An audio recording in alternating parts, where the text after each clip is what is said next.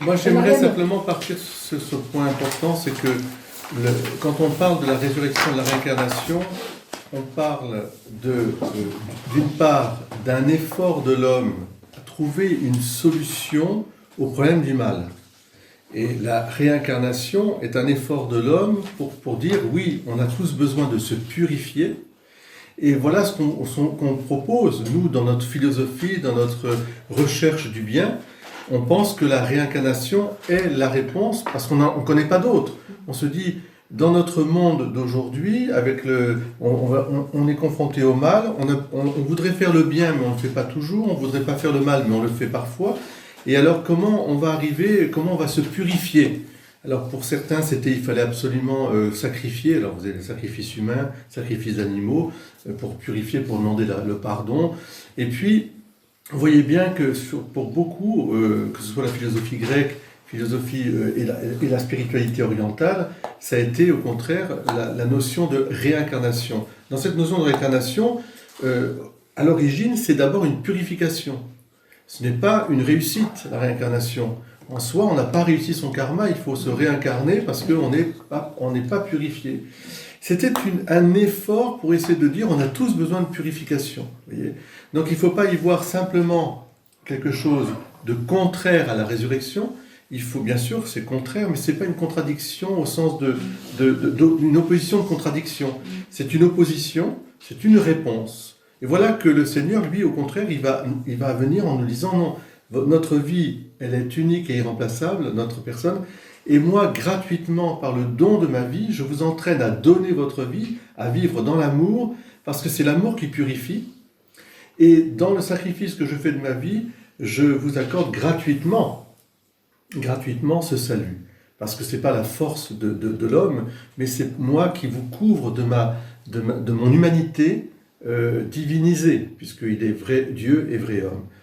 Mon humanité va vous couvrir de sorte que Dieu ne va plus voir en vous, Dieu qui est un Père, ne verra plus en vous que moi. Vous voyez ? Alors, en revanche, ce qu'il faut dire aussi, c'est qu'il y a un combat spirituel. Ça nous amène au problème du mal, parce que dans la réincarnation qui s'est répandue, et aujourd'hui encore plus, je pense, dans le monde occidental, il y a un rejet, je dirais, il y a il peut y avoir aussi une tentation où le diable va s'immiscer, les idéologies antichrist, pour dire finalement c'est l'homme qui se sauve par lui-même. Parce qu'au fur et à mesure, etc. Ce qui n'est pas à l'origine, encore une fois, je le dis bien, quand on étudie les religions, on voit bien que ce n'est pas à l'origine de la réincarnation telle que le monde asiatique, enfin oriental, ou le monde philosophique l'a essayé de la proposer. C'était pas par ses forces, parce qu'on n'était pas assez fort justement que les dieux, ou Dieu, nous renvoyaient d'une certaine manière pour nous purifier à nouveau, pour qu'on réussisse. Donc il y avait quand même ce lien avec Dieu. Mais alors, quand le Dieu vient lui-même nous dire non, c'est pas besoin de ça. Je suis mort et ressuscité, et vous mourrez pour ressusciter celui qui croit en moi, même s'il meurt, aura la vie éternelle. Et mon Père ne veut qu'aucune de ses brebis ne se perde. Donc vous verrez, aujourd'hui, c'est l'évangile, mais comme tous les évangiles de Pâques. Mais j'insiste, aujourd'hui, il y a une tentation d'une autodétermination de la personne humaine à se réaliser par elle-même. Et ce sont des sortes de transhumanisme, où l'homme devient le propre, je dirais, vecteur de son immortalité. Donc, alors, que ce soit par les techniques, je n'ai rien contre la technologie, au contraire, il y a des choses très bonnes, mais attention à la philosophie derrière, dans notre transhumanisme, et puis que ce soit évidemment d'un point de vue spirituel, où à la mode occidentale, c'est devenu la grande mode. Mais moi, je ne crois pas à la résurrection, je crois à la réincarnation, c'est zen, etc. C'est très bien, on aura plusieurs vies. Vous voyez des gens qui vous disent, mais moi, je suis sûr que j'avais une vie antérieure, d'ailleurs, j'ai ceci, cela, etc. Donc, généralement, ils ont tous été empereurs. Oui, empereurs. Ou autres, ça n'a jamais été une vie minable. Donc, pour moi, ce qui est important, c'est quand on aborde avec des gens qui sont dans cette optique de la réincarnation, il faut, il faut leur dire, mais qu'est-ce que c'est bien, enfin, il faut leur montrer que c'est une purification. Et que Dieu, lui, en mourant sur la croix, nous purifie pleinement. Mais il y a un combat spirituel qui va se faire parce que, est-ce que tu remets ta vie entre les mains de Dieu comme le Christ l'a fait sur la croix? Père, pourquoi m'as-tu abandonné? Donc on voit bien qu'il va un peu au bout de cet abandon. Et à un moment, il dit, non, Père, entre tes mains, je remets mon esprit. Ou alors, est-ce que je garde ma vie pour moi, pour dire, c'est moi qui me la redonne quand je voudrais, enfin, etc., etc. Non, au contraire. La résurrection est vraiment une réponse à la fois profonde, parce qu'elle exige de chaque être humain de vivre sa vie pleinement et de la vivre dans le bien. Tu as une vie, serre-t'en pour faire du bien et vivre bien. Et puis, en même temps, tu ne peux pas te sauver par toi-même. Ça, je dirais que c'est diffus dans toute l'humanité. Il n'y a que l'athéisme moderne qui prétend que l'homme se sauve par lui-même. Mais derrière, il y a une tentation d'athéisme. Hein. Mais quand même, là, quand c'est Jésus qui vient nous dire « Je t'aime, tu as du prix à mes yeux, je te porte comme la brebis égarée, je te ramène au bercail. Voilà, celui qui croit en moi aura la vie. Je te donne la vie. Veux-tu cette vie éternelle? Oui, Seigneur, je le veux. Même, je ne mérite pas en soi, mais je te le donne. Voilà, parce que je t'aime. Comme les parents font pour leurs enfants. Déjà. Voilà. Hein? Mais est-ce que ça marche, si je peux dire, hein, oui, ça marche. La résurrection, y compris pour des gens qui commettent des horreurs pendant leur vie. Alors, tous nous sommes appelés, d'abord notre âme est immortelle. Donc déjà, tous nous sommes appelés à la résurrection, mais comme dit Jésus dans l'Évangile, les uns pour leur condamnation, c'est-à-dire pour une mort éternelle, c'est-à-dire pour l'enfer, ce qu'on appelle l'enfer, les autres pour la vie éternelle, pour le paradis. Ce qui veut dire qu'il y a effectivement, ce n'est pas on ira tous au paradis au sens qu'il n'y aurait plus de responsabilité des actes, mais que, voilà, on sera jugé sur nos actes. Alors, ce que l'Église dit, c'est qu'elle ne juge personne ici-bas, mais elle invite les gens à faire leur vie avec crainte et enfin, dans le bien, et qu'il ne faut pas mourir dans le mal, bien sûr, mais que jusqu'au bout, Dieu propose sa miséricorde, comme il l'a fait pour le bon larron sur la croix, où sur la croix, il a été... On voit bien qu'il y a une image de ce que Dieu peut faire pour toutes les âmes. Parce que lui, il reconnaît, il voit sa vie, il dit, c'est pas bien ce que j'ai fait dans ma vie. Et je mérite pas, moi je mérite ce que je vis. Mais toi, je vois bien, Seigneur, tu n'avais rien fait. Pourquoi on te fait du mal? Mais je pense que c'est une très très belle réflexion pour préparer sa mort, vous voyez. En disant, Dieu, tu n'as fait que du bien. Bon, moi, je ne suis que pauvre pécheur ou pauvre pécheresse. Eh bien, souviens-toi de moi quand tu seras dans ton paradis. Alors là, c'est extraordinaire parce qu'il y a vraiment une confiance. Et donc le pardon peut se faire parce qu'il fait un acte d'amour.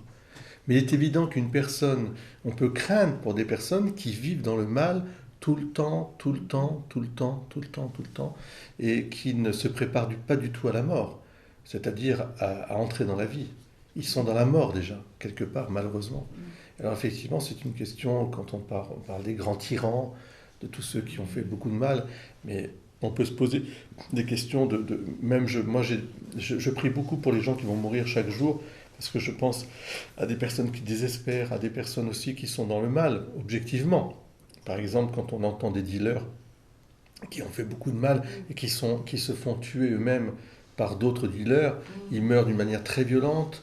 Est-ce qu'ils ont eu le temps de se préparer? Enfin, bon, on ne sait pas tout ça, c'est le mystère, hein, mais on peut prier pour eux, parce que Dieu aime tous les hommes. Mais il est blessé de voir que certains s'écartent de lui, quoi. Comme des parents seraient blessés de voir leur enfant ne pas les aimer, quoi. Donc oui, c'est une vraie question. Est-ce que c'est ce qui heurte parfois aussi, parce qu'il pourrait y avoir une fausse compréhension de la doctrine chrétienne par rapport au combat spirituel, si on ne rappelle pas le combat spirituel, si on ne rappelle pas le combat contre le mal, en disant, on ira tous au paradis. Dieu est si bon, il va tous nous sauver, on n'a rien à faire. Donc, finalement, profite de la vie, fais ce que soit la pire des personnes, parce que comme ça tu vas... Hein, et puis, tu verras qu'au bout du compte, Dieu... Non, pas du tout. Jésus jamais ne dit ça. D'ailleurs, quand il vient nous visiter comme son pécheur, comme la pécheresse, va, ne pêche plus. Tu vois, relève-toi, va vers le bien, fais le bien. D'ailleurs, c'est là aussi que se situe l'importance de la prière pour les défunts. Une très belle remarque, là aussi, la communion des saints dont on parle, enfin moi j'aime bien en parler beaucoup, le ciel et la terre s'unissent. Je vous rappelle que les saints intercèdent toujours pour nous, quand ils sont au ciel, ils prient pour nous. Nous en bas, nous avons à prier pour ceux qui sont dans l'état transitoire qu'on appelle le purgatoire, qui est une purification, encore une miséricorde de Dieu pour nous préparer. Et ils attendent notre prière, et c'est pour ça que la prière est très importante. Et quand les âmes du purgatoire montent vers le ciel, elles sont d'une reconnaissance extraordinaire pour nous, et elles nous aident toujours. Donc oui, il y a besoin de prier. Priez, mes enfants. D'ailleurs, la Vierge Marie, elle dit que ça, hein. Priez, faites pénitence. Alors, priez, faites pénitence. Faire pénitence, ça veut dire accepter le quotidien de votre vie. Offrez-le, non pas en traînant votre vie, mais en l'offrant. Vous voyez, par exemple, parfois, on peut avoir on ne se réveille pas toujours bien. On peut avoir... la journée est grise, assez lourd. Et puis là, j'ai l'impression d'avoir été nul. Mais sûrement, je suis nul. La parole que je ne voulais pas dire, je l'ai dite. Le petit... Voilà, etc. Et puis, je ne réussis pas. Moi, combien de fois des gens m'écrivent en me disant « Père, rien ne réussit dans ma vie ». J'essaie de les soutenir en disant « Je suis certainement envoûté ». Je dis « Non, il y a aussi cette épreuve. Mais offrez, déposez votre impuissance, votre incapacité. Parce que ça a du prix aux yeux de Dieu. Parce que Dieu, lui... Enfin, moi, j'aime bien cette phrase de Charles de Foucault qui dit « Peu m'importe pour moi mon bonheur, d'une certaine manière, sur la terre. » Même, je ne suis peut-être pas très heureux ou très heureuse au sens humain, mais toi, Seigneur, tu es dans le bonheur et ta béatitude me suffit. Bon, alors ça, c'est très, très fort parce qu'il va plonger dans l'amour de Dieu, finalement dans la joie de la volonté de Dieu. Et ça peut être encore une voie de combat, pour répondre au combat spirituel. Faire la volonté de Dieu vaut plus que tout le reste, que tous les sacrifices. C'est-à-dire, aujourd'hui, tiens, je travaille. Aujourd'hui, maintenant, après, je vais aller prier. Là, il y a le service. Là, il y a le rangement, etc., les petites choses. Là, il y a le temps à passer les uns avec les autres, avec son mari qui m'agace ou avec sa femme qui m'agace, etc. Vous voyez, quand on est un petit peu soupolé parce que... voilà. Mais en même temps, on va pas... Si on accepte cette rencontre, hein, eh bien là... Il y a une grande paix intérieure qui se fait, il y a une grande liberté. Parce qu'on ne fuit pas le combat, mais au contraire, on l'accepte. Le combat au sens de ce quotidien, de nos vies. Bien sûr que mon mari, il n'est pas toujours de bonne humeur. Bien sûr que ma femme aussi n'est pas toujours de bonne humeur. Bien sûr que ma collaboratrice, mon collaborateur en paroisse, ils sont un peu plus ou moins bien lunés, etc. C'est normal. Bien sûr que moi j'ai l'impression aussi, parfois, ils me regardent d'un drôle d'air parce qu'en fait, je suis déjà sur la planète Mars.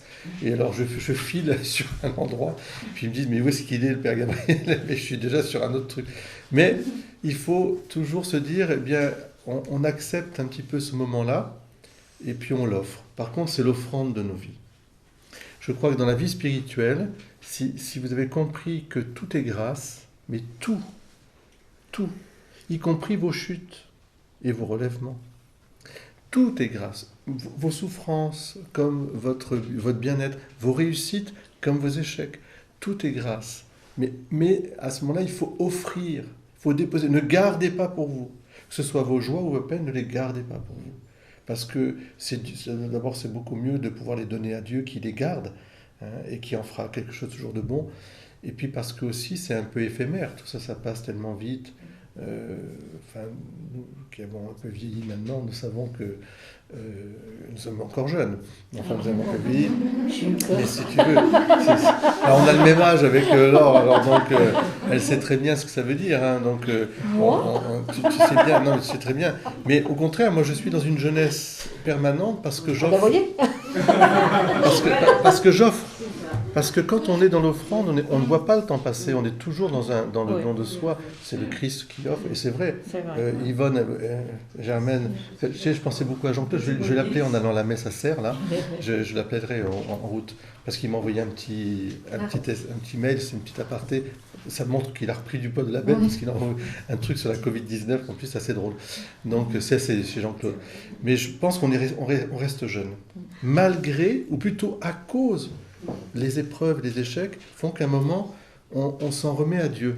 À un moment, on s'en remet à Dieu. Parce qu'il n'y a pas d'autre solution. C'est toi qui vas... Bien sûr que tu dois accomplir ta vie. Bien sûr que tu dois être autonome au sens d'exercer ta liberté, ta raison, discerner. Là, je voyais Jocelyne au téléphone, elle a la Covid-19, donc elle nous demande de prier pour elle. Et elle m'a expliqué que ses soins qu'elle avait faits, elle a discerné, elle est allée là où ça lui faisait du bien. Et j'ai félicité, je lui ai dit, Jocelyne, comment vas-tu, etc. Voilà. Et bien, elle m'a expliqué. Il faut aussi prendre notre vie en main, mais en même temps la mettre sous le regard toujours de Dieu. Et elle a fait sa prière, elle a demandé, elle a posé les questions dont elle avait besoin de poser, etc. Voilà. Donc, c'est très bien. Dieu ne nous laisse jamais sans réponse. Jamais, jamais, jamais. Ça aussi, c'est quelque chose d'étonnant. Et jamais il nous laisse sans réponse. Mais écoutes-tu? Est-ce que tu es dans l'écoute? Est-ce que tu es dans le regard? Et prends le temps, pose ta question. Voilà, la réincarnation, résurrection, encore une fois, moi, chaque fois que j'ai abordé ça en philosophie ou en théologie, je l'ai toujours abordé avec beaucoup de respect pour l'origine et beaucoup de fermeté sur le monde d'aujourd'hui. Parce que surtout le monde occidental, qui a récupéré la réincarnation comme du baba cool, quoi. C'est vachement bien, on a plein de vie, on n'a pas besoin de s'en faire, etc. etc. Bon. En fait, ce qu'ils ne voient pas souvent, c'est que c'est une purification, ça va demander beaucoup, beaucoup de temps. Donc ça va être des vies successives, c'est une punition. C'est pas du tout quelque chose de positif. Parce qu'ils ne savent pas ce que va être la prochaine vie. Et en plus, ils ne se souviennent pas de la précédente. Donc, surtout que dans la conception orientale, on va dire, et masdéenne, et puis ce qui est embêtant aussi, c'est qu'il y a une conception de l'homme qui est enfermé dans un corps. Alors que nous voyons corps et âme unis. Et c'est bien un corps humain. Ce n'est pas une pénitence d'être dans un corps. C'est notre corps humain. Tandis que dans la réincarnation, c'est l'âme uniquement qui doit être tellement pure qu'elle doit être séparée pour pouvoir atteindre le karma. Alors que nous, notre béatitude, ce sera corps et âme. Donc, elle va être dans un moustique, ou dans une vache, ou je sais pas, mais c'est pas possible. Il y a quelque chose qui ne va pas du tout. Mais parce que c'est encore une fois, à l'origine, c'est un effort de l'homme pour essayer de répondre à ce problème du mal. Et c'est très beau. C'est très beau. Moi, je préfère ça plutôt que l'indifférence en disant, des gens qui disent, il n'y a pas de bien, il n'y a pas de mal, de toute façon, on n'ira pas à rendre compte, voilà. Ou alors, encore pire, de toute façon, il n'y a rien après, donc c'est pas un souci. Alors, le combat spirituel. Donc voilà, dans le combat spirituel, d'abord, la première question, c'est qu'appelle-t-on un combat spirituel finalement? Que vous avez... Pardon? Une lutte intérieure. Ouais. Une prise de conscience de ta vie, de la vie. Ouais. Mika, c'est quoi pour toi le combat spirituel? Là, c'est devant la caméra. C'est devant la caméra. Excusez-nous pour l'interruption, vous m'entendez l'image. Est-ce que vous avez dit qui est passé?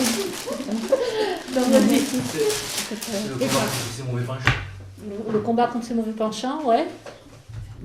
Ensuite,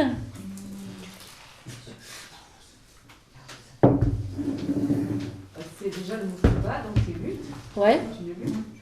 Et contre ces mauvais penchants, et même c'est une lutte, donc mais avec quelque chose que nous ne connaissons pas. Ouais. Aussi. Oui, une lutte contre tout ce qui en nous tire vers le bas, vers le bas, on peut dire, ou l'angoisse, ou le doute, enfin c'est positif le doute, mais je dirais tout ce qui nous diminue, qui nous enlève de la force. c'est une lutte à la fois intérieure et je dirais aussi extérieure contre le monde qui nous entoure. Ouais. Parce qu'il y a le monde aussi qui, comme vous dites, qui nous tire vers le bas aussi.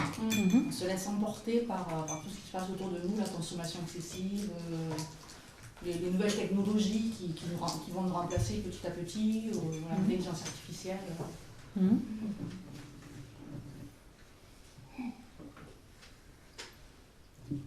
Tu me regardes? Ben oui. C'est quoi pour toi? Je sais pas quoi dire. Tu sais pas quoi dire? Et toi? Oui, ce combat spirituel, c'est-à-dire qu'il ne faut pas baisser les bras. Ouais. Sinon, on n'a pas de force pour ce combat-là. On devient faible. Mais il faut dire que le bon Dieu est avec moi. Même il nous entend, mais il ne nous répond pas que je suis là. Il faut dire, vous êtes avec moi. Ouais. Père, aidez-moi. Je pense que c'est ça. D'accord. Voilà. Est-ce qu'on peut éviter le combat? Non. Non. Non. Non. Ça va être difficile. Hein. Ça, c'est... Hein. Oui, on peut éviter, je pense, des fois, si on refuse. Oui. On peut refuser. Oui, on peut refuser le combat. Ouais. On sait qu'il y a... On sait que c'est mal, mais... C'est mal, et qu'on doit mener ce combat, c'est dans la difficulté. Comme ça va être très difficile, on le sait, et ben on le refuse, et donc on va se laisser... Absolument. Peut-être un peu compliqué quand même. Des fois, il est là, mais il faut... C'est vrai. Il faut... Oui, c'est ça. Il faut sinon, demander voilà. à Dieu vraiment de nous aider à mener le combat. Oui. Sinon, on peut le laisser, effectivement. Vas-y. Hein. La lutte spirituelle, elle est forcément... c'est quelque chose qui nous tire vers le bas. Alors, oui et non, dans le sens où, sur le coup, on a un obstacle à franchir. Oui. Mais pas la lutte elle-même. Pas la lutte elle-même. Au moment où tu décides de lutter, au contraire, c'est toujours pour avancer. Mais avancer avec Dieu. Avancer au niveau spirituel. Voilà. Et dans ta vie, bien sûr. Donc, on a vu dans les précédentes fois que il y avait tout d'abord un gros obstacle, c'était le péché. Hein. On a revu le péché originel, mais le péché en lui-même, c'est quelque chose qui nous marque tous, tout le temps. Il y a la concupiscence, c'est-à-dire l'inclinaison vers le péché. On est tous tentés par certaines choses, c'est normal. Il y a la lutte entre la chair et l'esprit, hein, puisque la chair a envie de certaines choses, et puis c'est pas toujours bon pour nous. Hein. Il y a aussi, comme tu disais, le monde qui va nous proposer un tas de choses, des idées, des manières de vivre, des choses pour être conforme aux idées des autres. Vous voyez ce que je veux dire? Et ça peut aller loin, parce que des fois, ça va jusqu'à à être mis de côté parce qu'on n'a pas la même opinion ou la même façon d'envisager les choses. Ça peut être des persécutions, ça peut être des moqueries. Dans un monde où il n'y a pas Dieu, quelqu'un qui veut suivre Dieu, c'est pas facile. Je pense que vous qui êtes dans les lycées, vous devez bien vous rendre compte que c'est pas toujours facile de dire qu'on croit. Ça dépend des gens en fait. Ouais. Oui. Parce qu'il y a des gens qui sont plus... qui se portent plus sur le regard des autres et qui ont envie d'être comme les autres. Du coup, ils vont pas forcément assumer, et sinon, il y en a d'autres qui assument pleinement et qui en sont fiers. Et en fait, le combat spirituel peut se situer à ce niveau-là. Ah, peut se situer à ce niveau-là, oui. Soi. C'est-à-dire refuser les modèles, en fait. Les modes. On propose, et rentrer dans le combat spirituel, quand on est croyant, c'est vraiment aller chercher qui nous sommes. Et c'est un combat. Ah oui, c'est vraiment un combat, ouais. Face à la société. Ah oui, oui. Donc le combat contre le monde, il n'est pas anodin, surtout de nos jours, où vraiment il y a beaucoup d'idées qui sont à contre-courant des idées chrétiennes. Et donc s'affirmer chrétien de nos jours, c'est forcément s'exposer à à des moqueries, voire plus. Hein, voire même des procès. Selon les pays, puisque ça existe déjà, hein, des procès contre des gens qui... oui. Ouais. Ah ben oui, on peut être emprisonné pour ça, on peut être... ça dépend des pays où on est, mais ouais, ça va jusque-là. Et puis bien sûr, il y a nous-mêmes. C'est un combat aussi contre nous-mêmes. Parce que justement, la lutte entre ce qu'on a envie et ce qui est bon pour nous, ben, c'est pas toujours évident. Si j'ai envie d'un bon gâteau au chocolat, mais que j'arrive pas à m'arrêter, c'est pas forcément bon pour moi. C'est un exemple de base, mais il y a plein de choses comme ça qui sont pas bonnes pour soi. Hein, plein de choses contre lesquelles on doit lutter nous-mêmes, contre nous-mêmes. Il y a des pieds nickelés qui sont en train de... Donc, le combat spirituel. Ouais. Alors, j'aimerais vous entendre un peu là-dessus. Comment est-ce que... d'abord, les jeunes, un petit peu. Mais tout le monde est jeune, d'ailleurs. Vous êtes toujours, en fait, dans... Mais elles sont plus jeunes que nous. Ouais, enfin, nous, on est encore jeunes, en fait, c'est compliqué. Vous êtes des adultes déjà, mais vous êtes jeunes par rapport à nous, mais bien sûr. Comment est-ce que vous voyez un peu ce combat spirituel? Qu'est-ce qui vous frappe dans le mal, au quotidien? Moi, ce qui m'avait beaucoup touché, mais dans le mauvais sens, c'est un gars dans ma classe qui passe son temps à critiquer la religion. Et notamment de par ses stories, ses publications, ses légendes, qui met sur des photos, et j'étais en mode, mais comment on peut avoir une haine à ce point-là de la religion catholique, sachant que on n'a rien fait de mal. Et il se permet de juger, de critiquer comme ça. Alors qu'enfin... Il connaît même pas la religion. Ça, je sais. Ouais, je pense. Il dit j'ai vu que c'est un hippie. Mais plein de trucs comme ça. Tu connais la personne? Ah ouais. C'est quelqu'un qui a une autre confession ou alors c'est quelqu'un... c'est quelqu'un qui se dit athée et... Il ne croit rien. Voilà. Ça n'hésite pas. Et il passe son temps à casser du sucre sur le dos de la religion. Et comment Un athée convaincu. Ah ouais. Mais tu t'es posé la question, pourquoi il le fait? En fait, je regardais une de ses stories, en fait, ça m'a vraiment touchée. Du coup, je suis allée le montrer à mes parents, je suis emmenée au bout d'un moment, on fait quoi? Faut qu'il arrête, quoi, parce que ça fait de la peine. Voilà, donc ça t'a touché parce que ça fait de la peine. Donc moi, je pense, au contraire, tu devrais aller le voir, parce que s'il est en dialogue contre, ça veut dire qu'il a quelque chose à dire à Dieu. Et donc, il faut peut-être lui dire, mais est-ce que tu sais de quoi tu parles? Moi, je me rappelle un jour en prépa, justement, j'avais un professeur, on étudiait Jacques le Fataliste, Diderot. Et donc, on était en train d'étudier, puis on avait l'impression que Diderot, c'était la vérité sur la religion. Puisque tout est écrit, il n'y a rien à faire, de toute façon, on est comme des marionnettes, etc. Bon, c'était ça un peu, Jacques le Fataliste. Puis à un moment, j'ai quand même levé le doigt en disant, devant toute la classe, en disant, c'est pourtant, on avait 18 ans, 19 ans déjà. On était en première année de prépa lettres. Et puis j'ai dit, mais est-ce que c'est vrai? Il est en train de nous dire quelque chose sur la religion chrétienne, mais est-ce que c'est ça la religion chrétienne? Est-ce que c'est ça la religion, c'est vraiment ou l'opium du peuple dont parlait Marx, ou alors là c'était du déterminisme, c'est-à-dire en fait Dieu nous considérait comme des marionnettes et puis nous guidait. Alors en plus avec la prédestination, les uns en enfer directement, les autres au ciel. Enfin il y avait toute cette question-là qui était derrière. Mais je me suis dit puisque finalement tout est écrit. C'est pas très respectueux de la personne humaine. Et donc je comprends que les gens disent on n'en veut pas de la religion, puisqu'elle nous aliène. Hein. Et là, c'est là qu'il faut peut-être rentrer en contact avec lui en disant mais tu sais quoi de la religion chrétienne? Alors peut-être qu'il va te dire il y a eu les croisades, il y a eu l'Inquisition, je crois quoi, il va te dire ça. Mais là, il faut pouvoir lui dire il y a des hommes qui ont fait des erreurs, il y a des pécheurs, mais est-ce que tu as lu l'Évangile? Qu'est-ce que c'est que la religion chrétienne? Et là, peut-être, puisqu'il est c'est peut-être possible qu'il t'accueille en fait en disant j'ai besoin de parler. Ouais, non, il n'est pas ouvert du tout. Ah oui. Il est bloqué sur ses idées. Ça me rappelle Dieu n'est pas mort, le premier. Ah oui, Dieu n'est pas mort. Vous l'avez vu, Dieu n'est pas mort.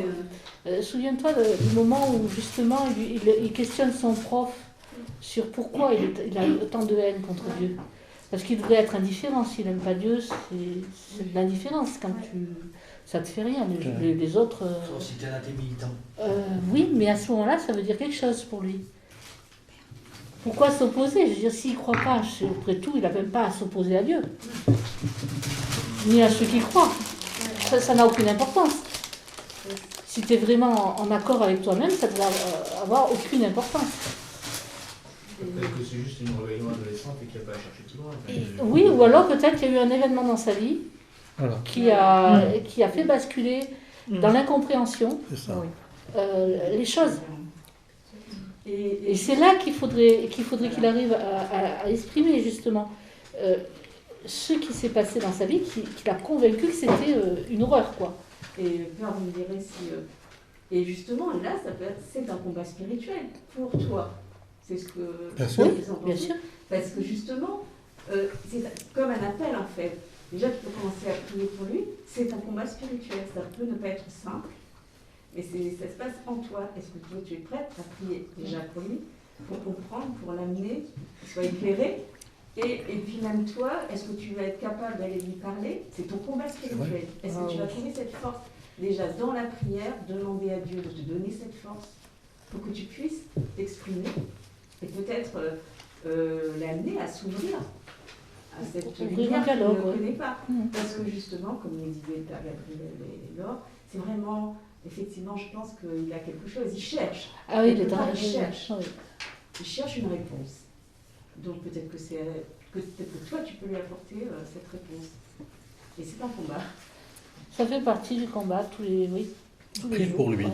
La force de la prière. Considère-le comme une brebis que le Christ veut ramener aussi à son bercail, tu vois. Et tu te rappelles la petite Thérèse tu te rappelles, c'est Agathe. Tu te rappelles la petite Thérèse devant Ranucci, c'était l'assassin, là, je crois que c'est Ranucci, oui. C'est Ranucci. Non, c'est un autre. C'est un autre. Enfin, l'assassin, donc, et elle est toute petite, elle dit c'est pas possible que cet assassin qui refuse, avant de monter à l'échafaud, il refusait Dieu, il blasphémait même. Violence, quand même. Et elle prie, elle dit à Dieu, quand même, je te demande son salut, le salut de son âme. Et elle a prié. Bon, alors, l'histoire, évidemment, au moment de l'échafaud, il se convertit, enfin, il se tourne vers le Christ. Mais je crois que c'est vrai. À partir du moment où tu le considères comme, non pas un ennemi, mais comme quelqu'un qui est blessé, qui est un ennemi objectif, au sens, mais qui a besoin d'aide. C'est un peu comme si j'avais croisé la route de Saul avant qu'il devienne Paul. Tu t'imagines les chrétiens qu'il a emmenés en prison. Le dialogue aurait été difficile quand même. Ben oui, c'est ce qui se passe, parce qu'Ananie dit, mais enfin, quand Ananie est visité par Dieu, il fait le leçon à Dieu, mais en fait, tu sais pas qui c'est, Saul. Comme si Dieu savait pas. Mais j'ai entendu dire qu'il persécutait les chrétiens. Ben, je le sais. Mais va, de loup, il va devenir un agneau. Et dans le combat spirituel, il faut d'abord commencer par prier. Ensuite, tu sauras si tu peux lui parler ou pas. Et le combat, c'est aussi pour toi, dans le sens où tu vas toi-même te sanctifier. C'est pas que pour cette oui, c'est vrai. Te dire que c'est ton chemin, ton cheminement. C'est que si tu commences, c'est vraiment s'ouvrir. Voilà. C'est Dieu qui nous appelle vraiment en nous mettant comme ça sur le chemin des uns et des autres. À nous, il nous donne aussi. C'est ça qui va nous permettre d'avancer dans notre foi. Aimez vos ennemis. Mais alors, en revanche, ce qui est important, c'est que tu lèves quelque chose qui vous heurte, ce mal, quand ça vous touche dans vos convictions profondes. C'est pour ça que l'école du doute, elle est là aussi, c'est pour nous aider à pouvoir mieux répondre, à être témoin. Pas simplement à dire c'est mal, mais à pouvoir dialoguer avec celui qui fait mal pour lui dire pourquoi, voilà qu'est-ce que nous croyons vraiment. Parfois, ça peut être un silence et une charité incroyable, un bonjour. Vous savez, le cardinal Van Thuan, qui était le cardinal de Saigon, qui avait été enfermé pendant 9 ans là, dans des geôles communistes, 9 ans à l'isolement, sans entendre rien, que le soir, il y avait toujours la propagande avec les haut-parleurs, et on avait dit à ces geôliers, c'est un impérialiste, il est dangereux, etc. Et donc, vous n'avez pas lui adressé la parole. Et tous les jours, quand il mettait sa pitance, il disait bonjour, il disait merci, etc. etc. Bon, au départ, ils ont dû se dire c'est un hypocrite, etc. Il essaie de nous avoir. Puis au bout de 9 ans, je me souviens, il y a un geôlier qui a commencé à dire c'est pas possible, quoi. Il prie, il entendait aussi prier, il entendait louer le Seigneur. Alors il a commencé à lui dire un mot. Et puis la première chose qu'a dit le cardinal, enfin qui est devenu cardinal, Monseigneur Vantuel, il lui a dit, est-ce que je pourrais avoir un petit morceau de bois? Il s'est fait une petite croix. Puis après, un petit morceau de crayon et quelques petits bouts de papier. Il écrivait à ses fidèles, il écrivait une lettre en leur disant « Courage, n'ayez pas peur, je suis là. » Voilà. Mais la bonté, tu vois, la charité, la charité, ça a converti, tu vois. Et Dimitri, toi, comment est-ce que tu vois ce combat spirituel, le mal, un peu? Une question. J'ai pas de mots pour dire. Tu essaies de faire le bien dans ta vie, bien sûr, avec ta famille, avec ta femme, tes enfants, hein, bien sûr. Et tu vois autour de toi parfois que c'est pas la conduite, faire le bien n'est pas forcément celle qui est mise en avant. On a l'impression de dire que si on fait du bien, on est un peu faible. Qu'au contraire, il faut pouvoir profiter de la vie, tricher dans tous les sens, voilà, etc. Et peut-être, voilà, tu le vois un peu au boulot, au travail, tout ça, la violence un peu. J'en vois pas mal. Mais comme j'étais en vacances, je suis tranquille. Chez toi. Mais des fois, il y en a de la violence. Pas mal. Ouais. Des fois, ça peut partir en main, mais après, on sait se calmer. Fais comme moi, Seigneur. Tu me vois, mais je ne te vois pas. Mais j'espère que tu m'entends. Regarde autour de moi. Moi, je suis seule. Et aide-moi. Donne ta force. C'est ça. Aidez-moi pour que ces gens-là, ils comprennent ce que je fais. Parce que le Seigneur est mon berger. Je fais que du bien. Merci. Je ne fais pas aucun mal à personne. Et la personne qui me donne toujours la flèche, je lui ai aidé. Gratuitement. Hein. C'est pas, oui, je te fais ça, mais tu me rendes. Non. Toujours donner.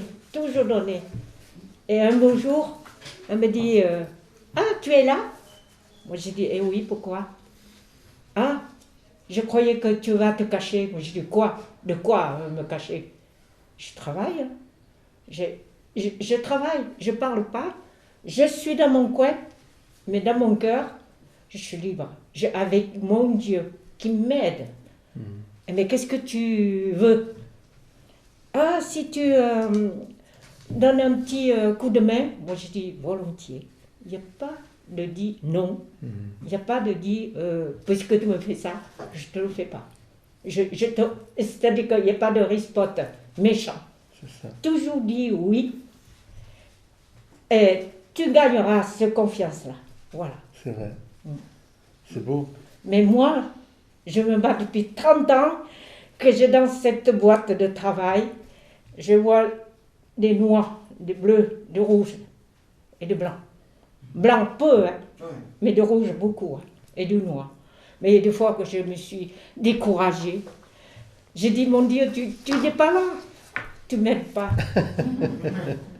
C'est une belle prière. Voilà, mais après, moi j'ai dit, mais dans cette pièce-là, il n'y a que les 4 murs et le plafond qui me regardent. Mais c'est pas grave, il est là. Je suis sûre, il est là, le bon Dieu. Mais voilà, aujourd'hui, je gagne la confiance des gens.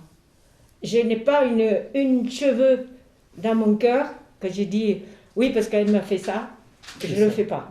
Et je le fais ça. Non, il n'y en a pas. Il ne faut pas chercher la haine dans ton cœur. Voilà. Tu dis, c'est pas grave, il ne le savait pas, c'est pour ça peut-être il a fait. Mais ce que tu as fait, tu fais travailler dans la joie. Et tu n'es pas dans la haine et dans le souci. Il y a des moments, hein, on est faible, hein, des moments on me dit, je voulais être celui-là et il disparaître. Mais c'est pas possible. Voilà. Mais c'est vrai, il y a des fois, il y a la haine aussi. Mais il faut toujours dire, je suis le plus fort. Aide-moi, mon Dieu. C'est ça. J'y arriverai. C'est le combat spirituel, voilà. Yvonne. Et c'est pour ça qu'il y a un proverbe ici. ici, dans notre pays de Provence, dit, ou la France entière, aide-toi, le bon Dieu t'aidera. Ça, c'est vrai. C'est vrai. Ouais. Tu t'es adressé à Dieu, Ouais. et Dieu t'a écouté, parce que Dieu t'a donné la force. Donc le bon Dieu nous donne des armes pour le combat spirituel. La première arme, c'est le baptême. Oui. Alors pourquoi c'est si important le baptême, mon père? Bon, d'abord parce que par le baptême, nous sommes nous rentrons dans la famille des enfants de Dieu par la vie même de Dieu qui rentre en nous. Donc on peut toujours s'adresser à Dieu qu'on ne voit pas, parce que baptisé dans le Christ, je suis introduit dans cette famille de Dieu. J'ai accès, si je puis dire, directement à notre Père du ciel. Je peux l'appeler papa, et je peux demander à l'Esprit Saint de venir m'aider, etc. Donc c'est vraiment la porte de la grâce qui s'ouvre à moi. Baptisé, ça veut dire illuminé aussi. Il y a une connaissance qui m'est donnée, une connaissance qui vient de Dieu, où je comprends ce qui est Dieu, que Dieu ne peut être qu'amour. Et donc je comprends effectivement beaucoup mieux ce qui est au fond de moi. Faire le bien, éviter le mal, mais quand même il y a une lumière qui me vient, supérieure, qui m'aide à ce que ma raison puisse être encore un peu surélevée. Et puis, par le baptême aussi, j'entre dans une famille. Il y a quelque chose de très important. Si je suis chrétien, je suis étranger nulle part, y compris avec la nature. On parle beaucoup de l'écologie, mais nous avons toujours été dans une conception, je dirais, écologique de notre destinée. Parce que la terre, pour nous, n'est pas un chaos. La terre a été créée bonne, avec tout ce qu'elle contient, et est une aide pour nous aussi. Et le ciel et la terre chantent la gloire de Dieu.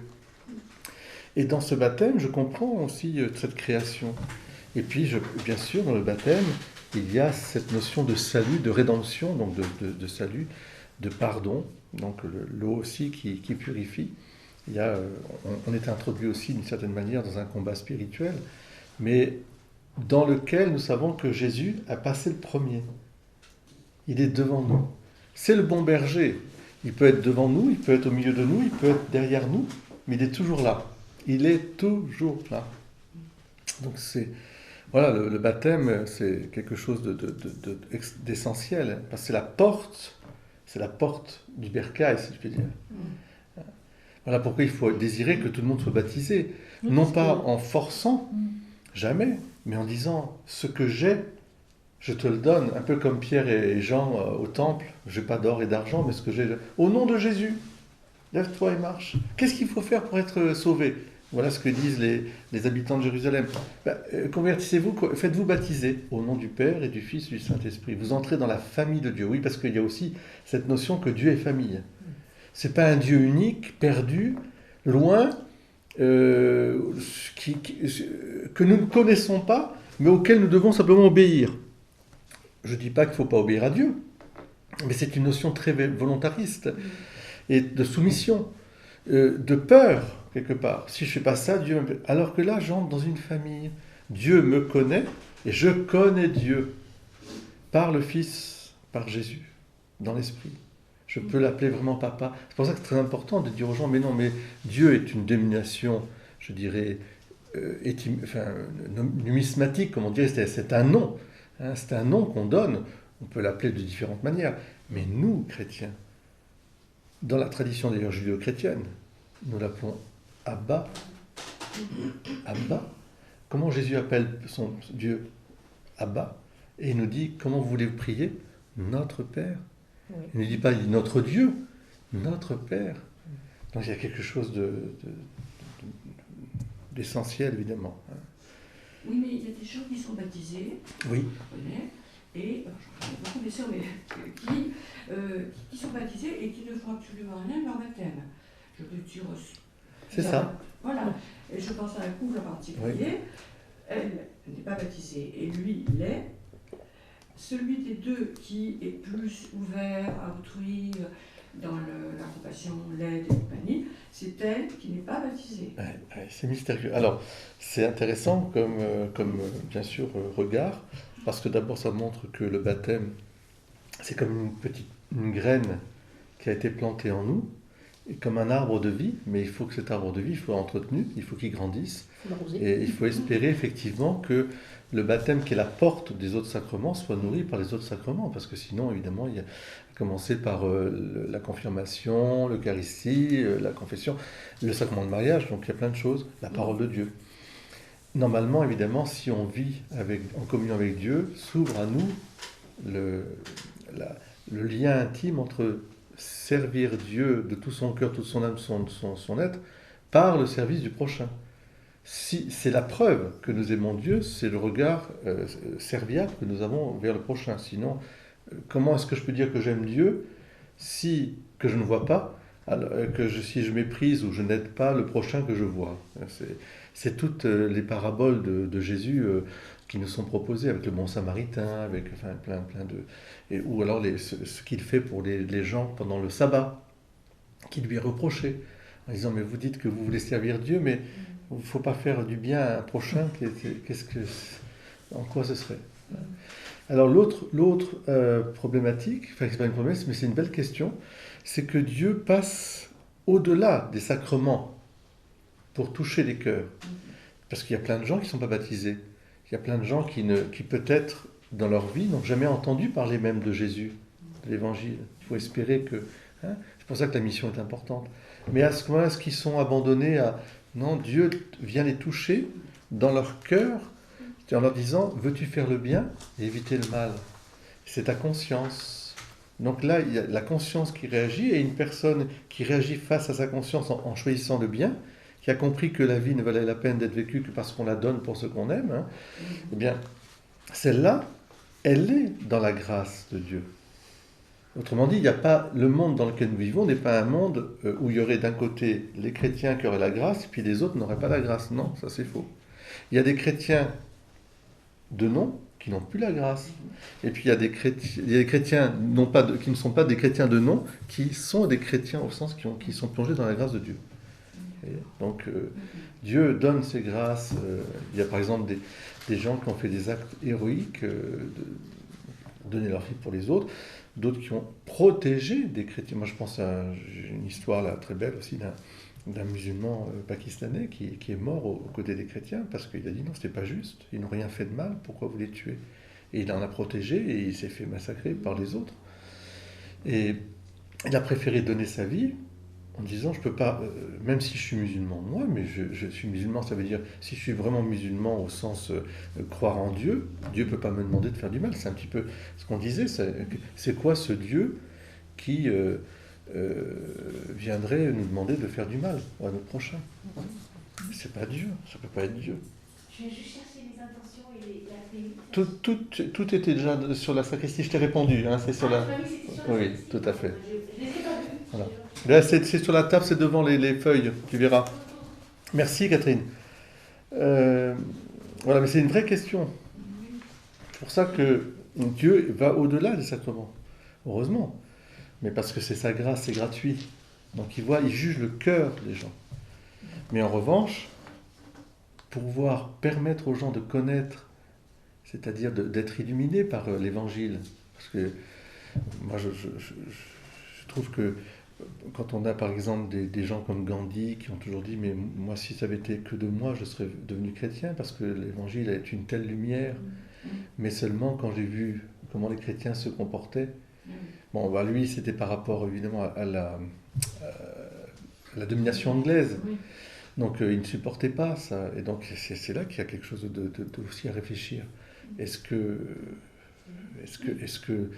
la politique et la religion, il faut vraiment distinguer et voir séparer les plans, parce que nous ne sommes pas là pour instaurer un royaume sur la terre. C'est contraire d'ailleurs à ce que dit Jésus. Mon royaume n'est pas de ce monde.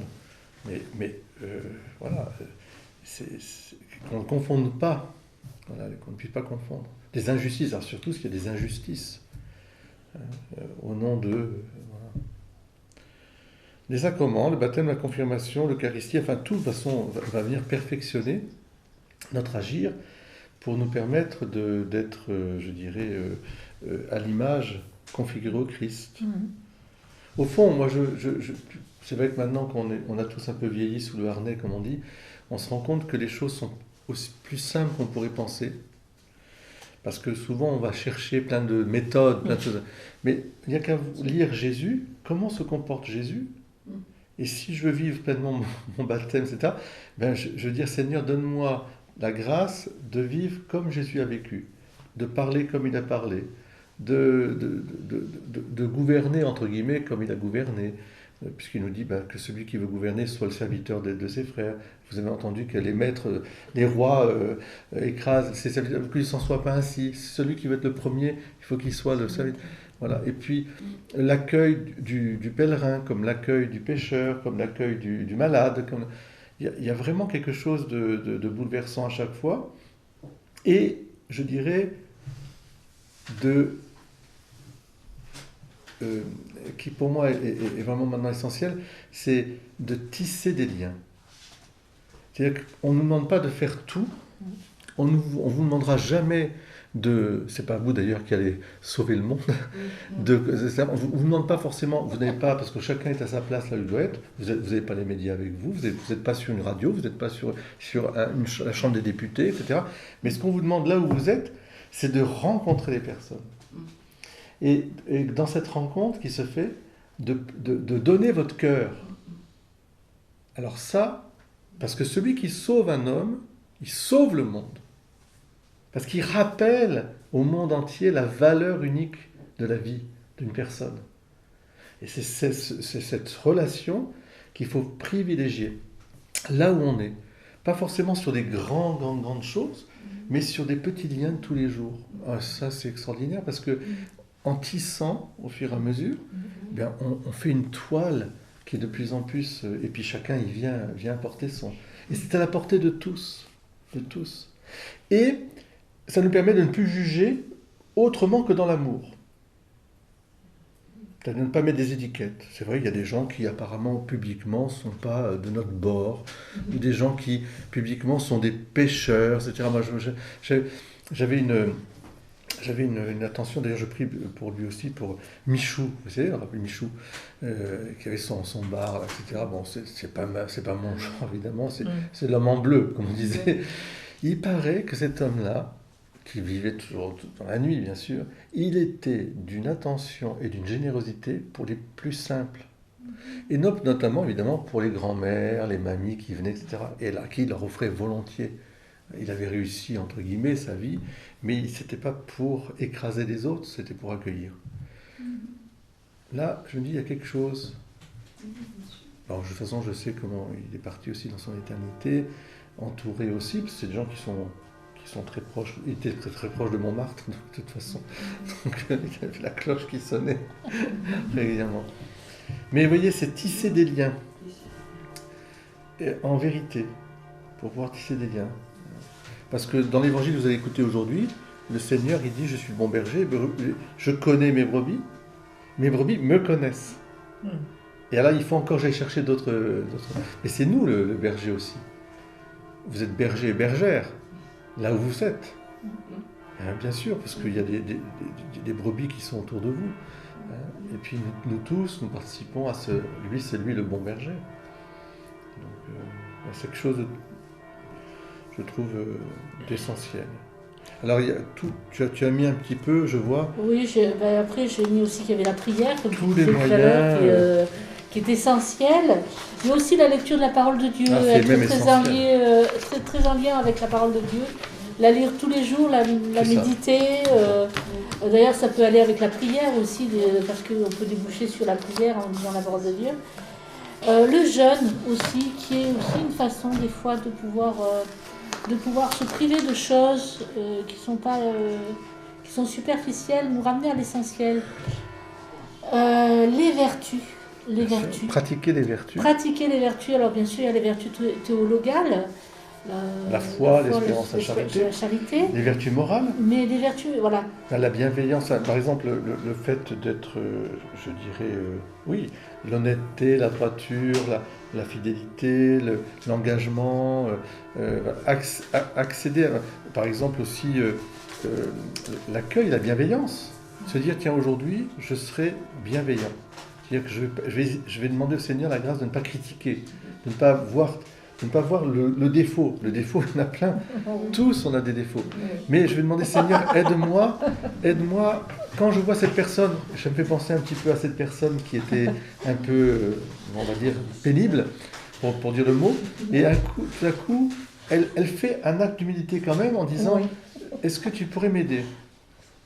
Et Yvonne, tu as regardé, non pas la personne dans son défaut qui était visible, mais tu dis, tiens, elle me demande quelque chose, elle me tend la main, je prends la main.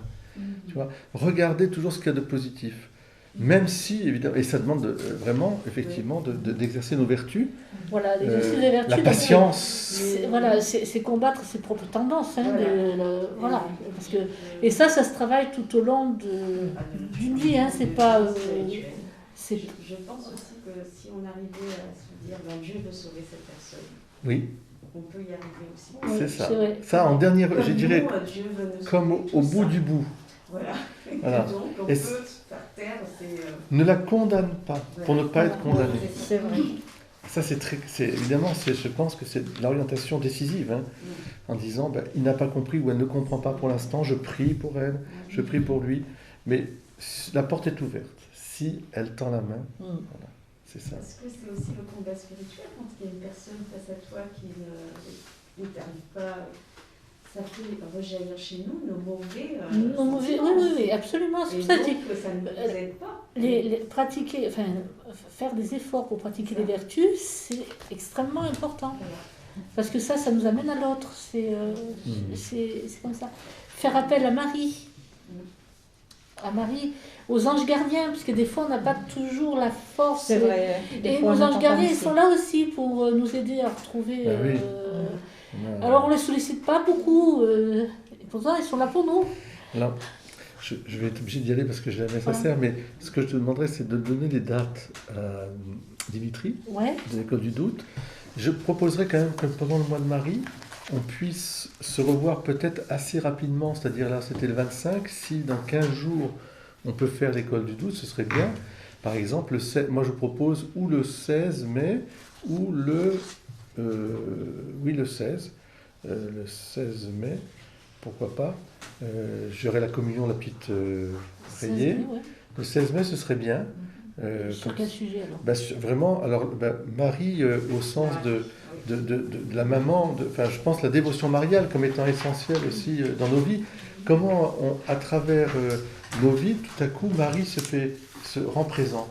Et on comprend qu'elle ne fait pas ombrage à Jésus, mais au contraire, qu'elle est celle qui conduit à Jésus. Faites tout ce qu'il vous dira. Marie, c'est tout ce qu'elle dit. Et cette dévotion mariale, elle amène elle transforme le cœur, parce que il y a un style, je dirais, spirituel, marial. Que ce soit homme ou femme, quand on rencontre notre maman du ciel, tout à coup, les choses se vivent différemment, parce qu'il y a une douceur, il y a une espérance invincible, il y a une foi, une force incroyable, un courage qui est donné, qui ne se décourage jamais. Dimitri, tu verras. Et puis je prierai pour vous aussi à cette messe là-bas, et je vous recommande Jocelyne, on va prier pour Jocelyne. Moi je vous recommande l'imitation de Jésus-Christ. Bien sûr. Ceux qui ne l'ont pas lu, ceux qui ne l'ont pas. Vous l'avez lu? Je rappelle que c'était le livre que portait tout le temps Sainte Thérèse de l'Enfant Jésus avec elle. Elle l'avait en permanence. Elle le méditait en permanence. Et c'est assez simple, hein. Il y a des tout petits chapitres. C'est divisé en petits paragraphes. Vous voyez, vous pouvez méditer un petit paragraphe. Mais vraiment, je pense que c'est le livre essentiel dans le combat spirituel, ça. L'imitation de Jésus-Christ. Et il n'y a pas d'auteur.